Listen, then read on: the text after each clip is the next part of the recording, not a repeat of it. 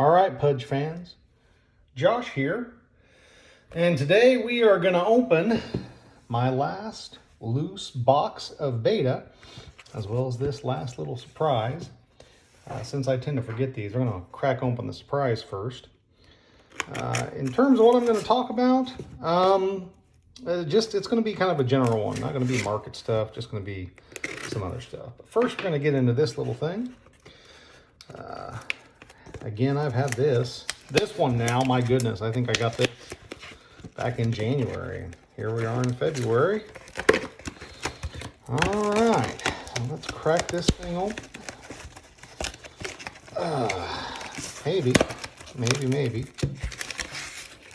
All right, checking for protecting the innocent. Don't want to dox anybody. All right, I don't think we're going to. I don't think so. Nope, should be okay. Should be okay. All right. Oh, now we got paper though. Hang on. Maybe we are gonna. There we go. Come on out of there, you.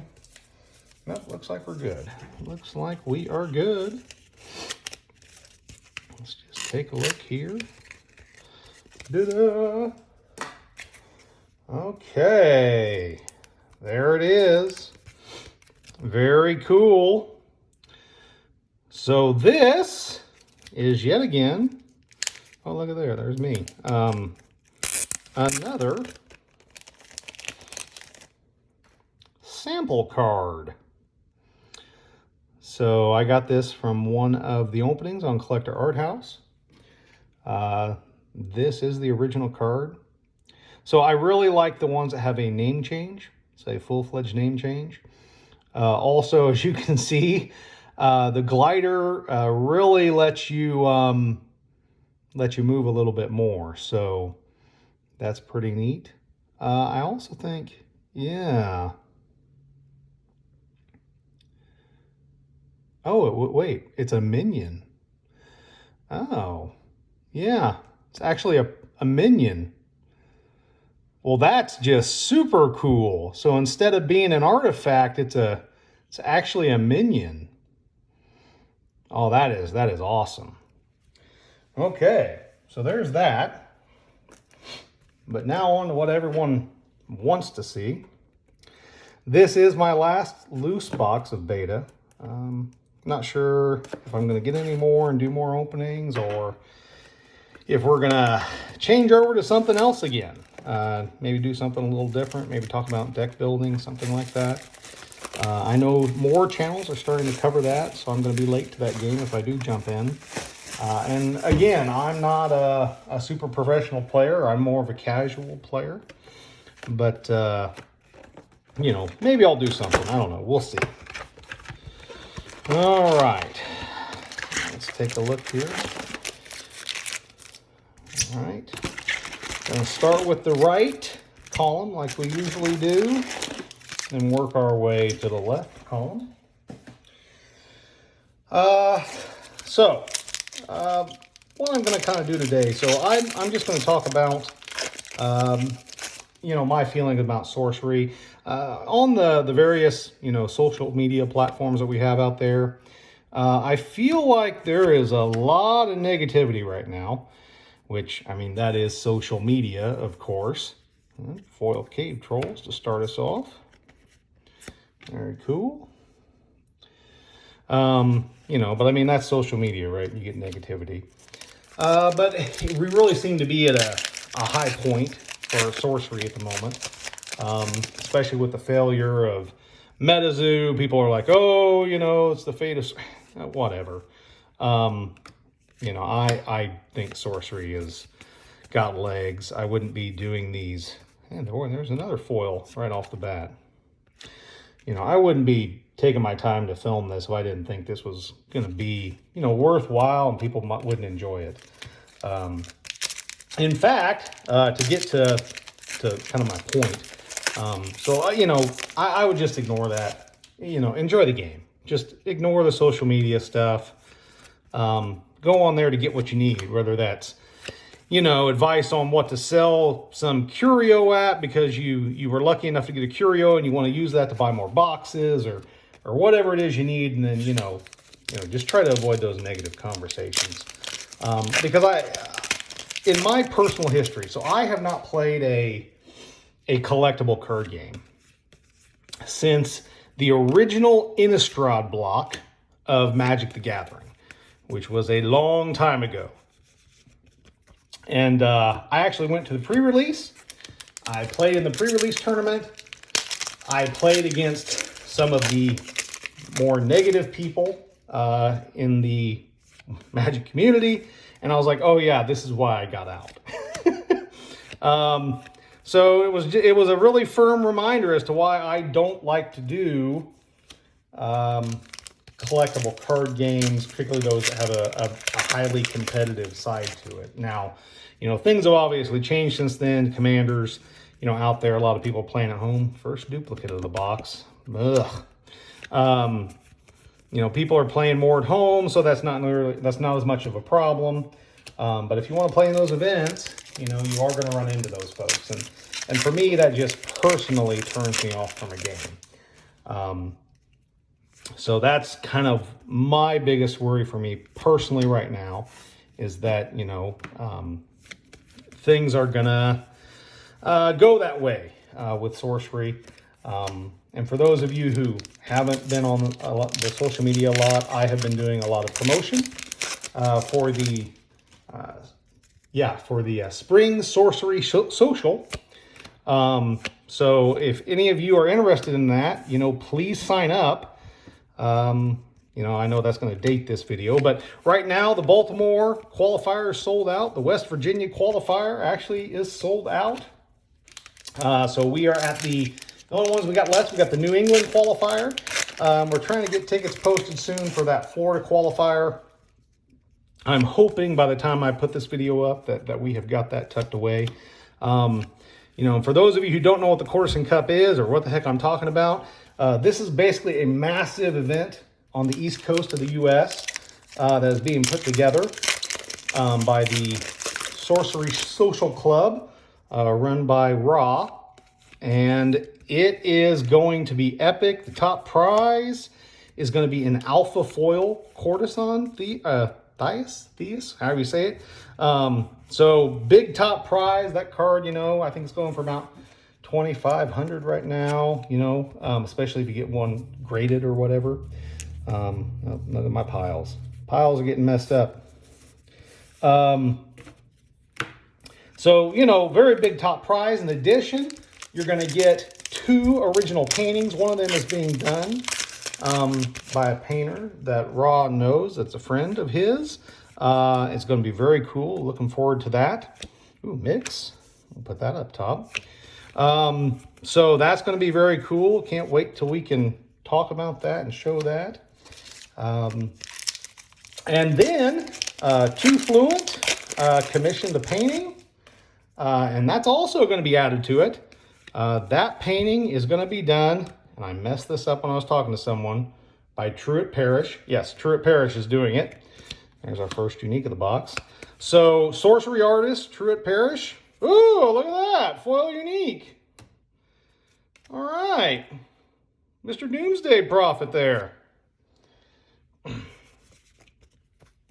So he is going to be doing an original painting, and that's going to be part of the top prize. So top prize, that foil alpha Corson, and then the 2 original paintings.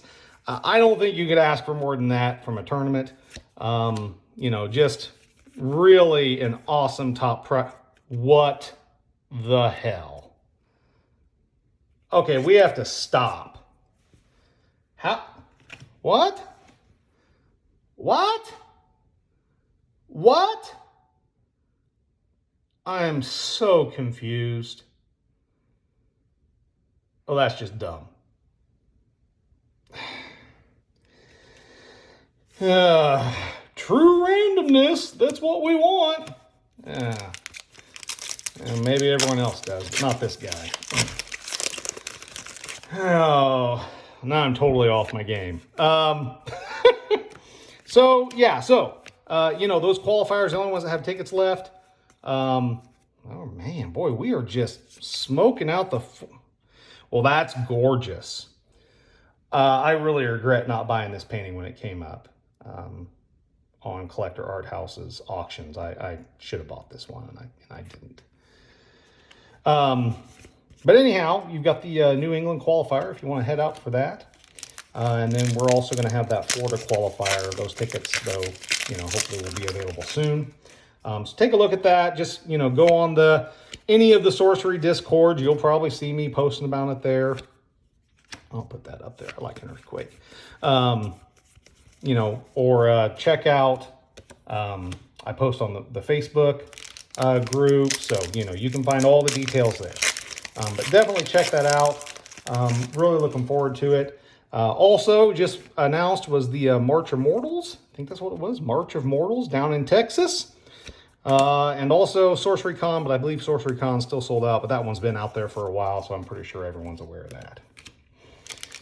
Oh, but, you know, just in terms of, you know, the social, wow, my God, what is going on?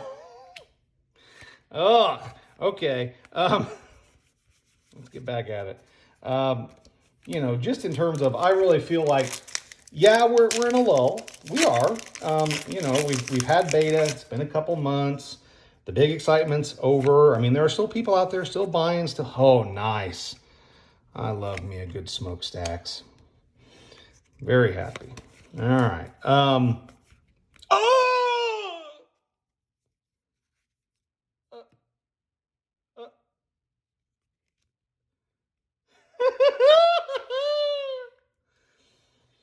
I have not had like what I would call a major hit in beta yet. For those of you who've watched my videos, the 11 of you who watched the video where I had my biggest sorcery hit, yes, it only has 11 views. You know what that card was. So maybe some of you will go watch that video with 11 views that was posted a long time ago. What a weird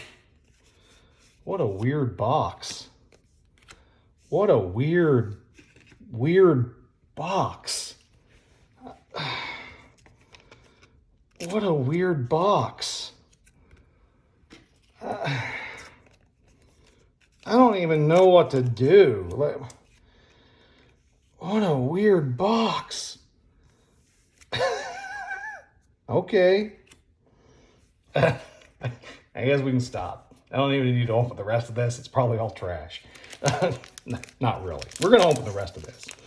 I have no idea where I'm at now. This box is just ridiculous. I don't know what I was talking about. I don't know where we're at. Wow. A lull. Yes. So, you know, beta's been out. You poor folks over there in Europe, especially in the UK, I know it's tough, guys. I feel sorry for you. I feel for you. You know, if I had any way to remedy it for you, I would. I really would. I want people to be able to get this product and play it. I think it's a great game. And I really feel for you. And I am hoping, you know, that they fix this issue with, you know, with the Thurian Legends. I really think they will.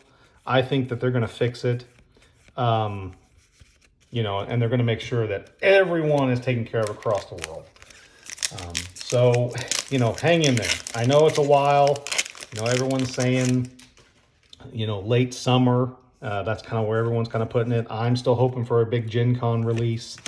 That's what I want personally. But, you know, it's going to happen. So we just got to be patient. We got to get through this lull, you know, and that's how sorcery is going to be, right? This isn't going to be a new set every 2 months, a new product every month.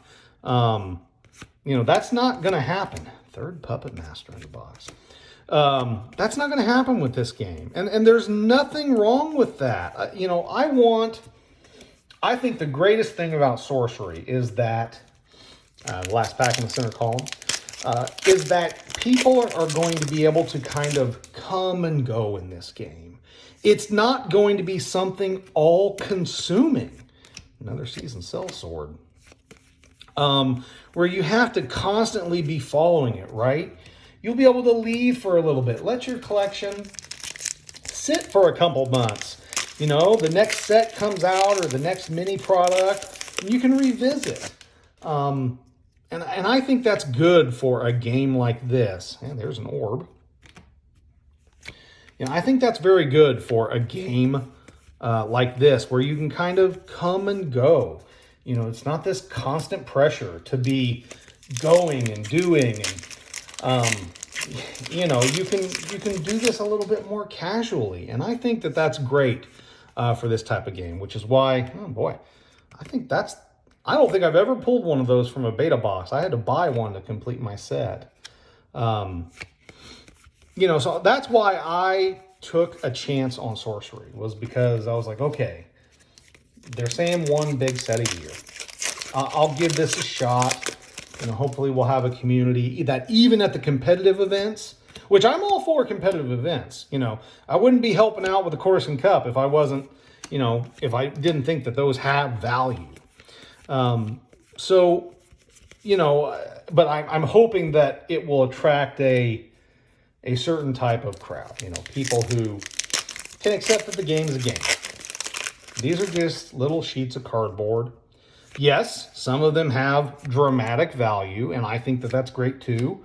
I am a big proponent of, you know, the things that you buy, whatever they are, whatever you collect, whatever.